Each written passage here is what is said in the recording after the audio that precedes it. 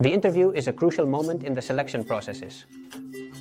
It is essential that the impression you leave on the interviewer is very strong and that you leave no doubt that you are the person they should select for the position. To achieve this, preparation is one of the most important phases you will have in your selection process, and it will undoubtedly bring you closer to success in the process. So get comfortable, grab a pen and paper, and join me in this video.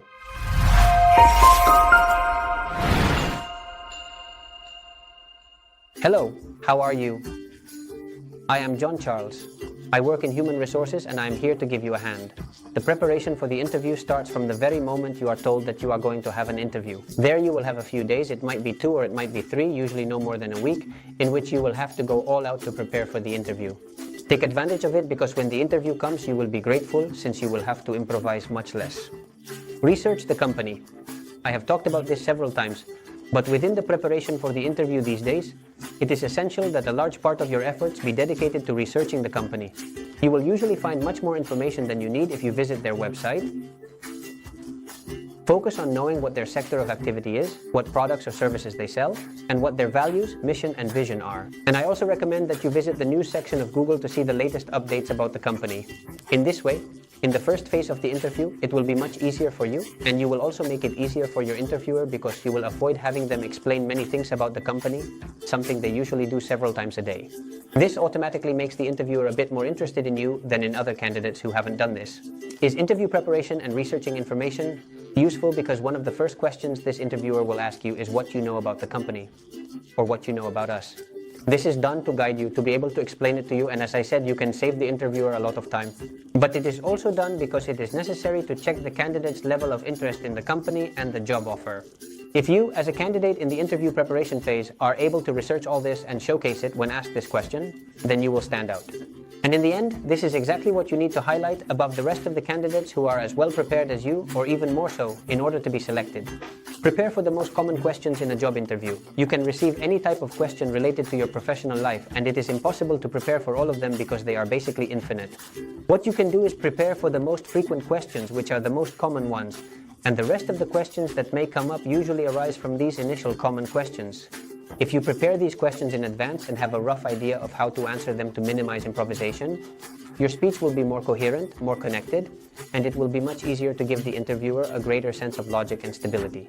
And again, this sets you apart from the rest of the candidates and is exactly what you need. Think about what your strengths are and what your areas for improvement are, and make a list of 3 to 5 of each. Make sure that within this list of 3 to 5 weaknesses or areas for improvement and strengths, you include soft skills.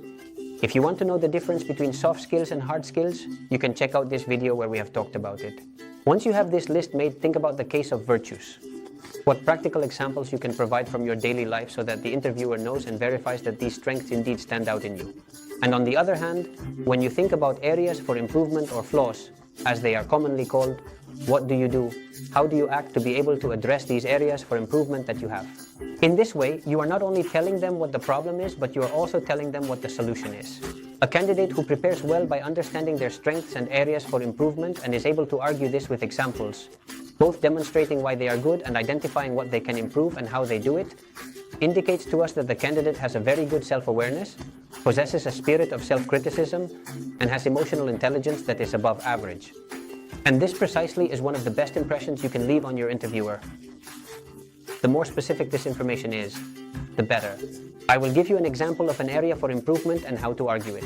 Suppose you have problems, or that you can improve your ability to organize yourself. This causes you certain problems in your day-to-day life, so let's think about how you can improve it. An alternative is to use the Google Calendar and sync it with your personal mobile. This way you could synchronize your work schedule and your personal schedule within your personal mobile. This way you make sure you don't forget anything, and you can even set an alarm 30 minutes before each of the things you note down, so that your phone is always reminding you. In this way we are talking about an area for improvement, but we are telling the interviewer how we act and what plans we make to avoid these problems. And in this case, moreover, we have done it with a digital tool. Therefore, we are implying that we are a person who either natively or habitually uses digital tools in their daily life. Having areas for improvement is normal, and you should not worry about discussing them openly in the job interview. As I tell you, quite the opposite, a person who knows their strengths and their limitations is someone who has a high spirit of self-criticism and is also humble, practical, and decisive. That is the kind of impression you should make on the interviewer. Another category of questions you can consider and prepare before going to the interview are those that refer to how others see you. Here, the exercise is not so much about saying how you see yourself, but how others see you. And what is the objective? To know if you have the capacity for empathy, if you are able to see yourself from the outside. If you can give this answer in a concise and complete manner, 2009, you will be telling the interviewer that you have high emotional intelligence. And precisely, emotional intelligence is one of the most important and valued meta capabilities in companies. To be able to support this answer, you can think about the feedback given to you by your colleagues, perhaps suppliers or clients you have worked with, or your supervisors and managers. Gather all this information, digest it, and draw some useful conclusions that you can bring up in a job interview. Something I always advise is to practice your responses. Once you have these types of questions more or less prepared, have researched the company, and have structured the information, you will be able to practice your answers. And the best way to do it is in front of a mirror, so you can see how you express yourself, see your hands, see your facial expression, and see how you are answering. But even better, you can do it by recording yourself with your mobile phone. Think of the video you are going to record as just for you, and no one else has to see it if you don't want them to. At first it's a bit embarrassing, but you think that no one is going to see it, so you're only embarrassing yourself, nothing more.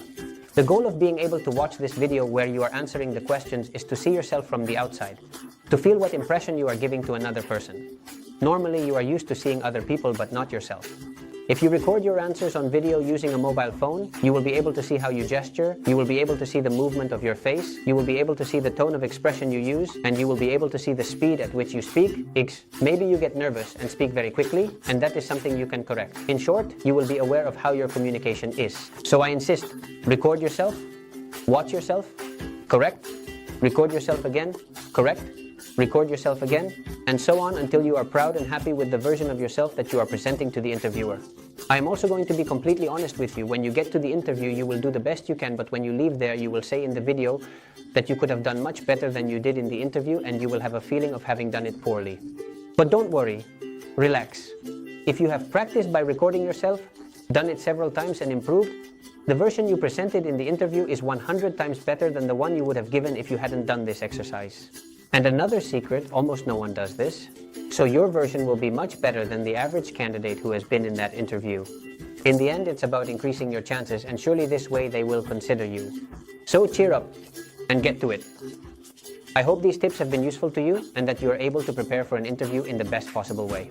Remember that preparing for interviews is extremely important and you cannot fail at this. If you found what I mentioned useful, I would appreciate it if you could leave a comment, and I hope you get the job. Give a like if you enjoy the content, and subscribe to stay updated on new videos about the human resources sector, interviews, and ultimately improving the version you present of yourself. That's all. Goodbye.